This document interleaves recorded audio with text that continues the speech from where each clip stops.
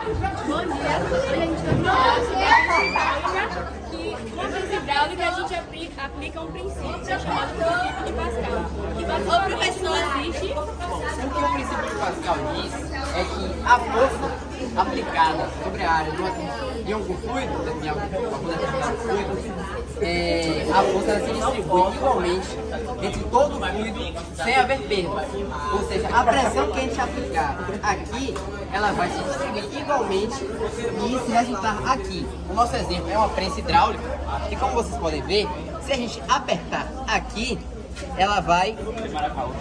É porque o nosso está meio estranho. Aqui, ó. Se a gente apertar aqui, ela vai baixar.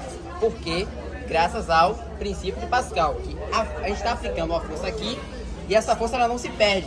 Ou seja, como aqui é algo móvel e a água é um fluido que não se comprime, é não compressível, ela baixa, porque a gente pressiona aqui e é como se ao mesmo tempo a gente estivesse empurrando ela para baixo, já que a pressão que a gente está aplicando aqui, ela vai se resultar aqui na saída da prensa, ocasionando o fenômeno da prensa hidráulica.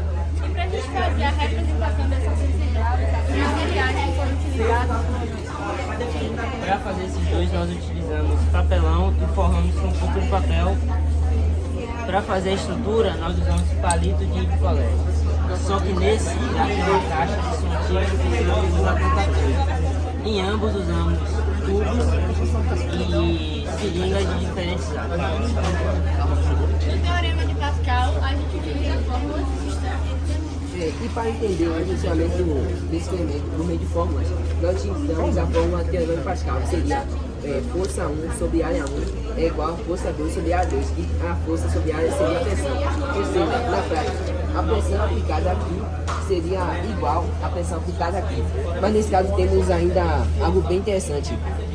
Nesse caso, a seringa é tamanho diferente, ou seja, quando nós apertamos essa seringa, ou seja, pressionamos ela, tem um grande pressão, não tem um grande força. Por exemplo, nós não precisamos descer ela toda para que essa daqui seja toda comprimida.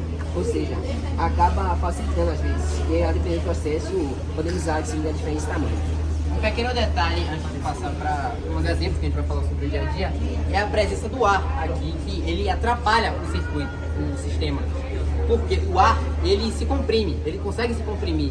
Ou seja, o que eu falei lá no início, que ela não se perde, a pressão não se perde, é caso o sistema esteja totalmente, 100% completo por algum fluido, seja água, seja óleo, etc. Pois, se o ar, calma aí, só subir aqui.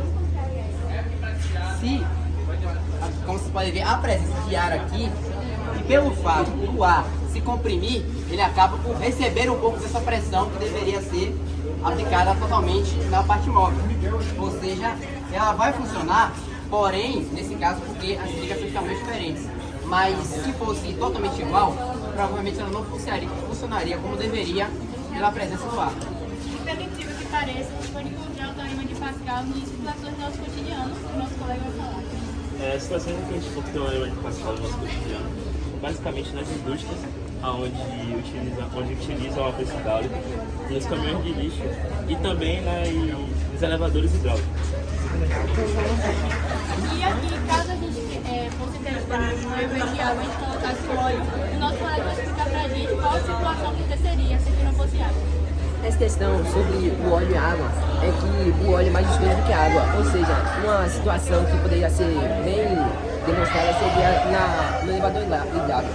Porque, como levantamos, por exemplo, carros com elevadores hidráulicos, não faz sentido a gente usar água, porque se ocorrer algum vazamento, a água vai vazar muito mais rápido do que o óleo vazaria. Isso poderia acontecer se algum acidente, por exemplo. Por isso que geralmente é usado em tratores, pressões hidráulicas, reais, e no caso de elevadores hidráulicos também, geralmente é usado o óleo ao invés de água, porque dá questão de segurança também. Pronto, esse foi o nosso trabalho sobre o nosso resumo sobre as prensas hidráulicas e os princípios que a gente utiliza. Arrasaram!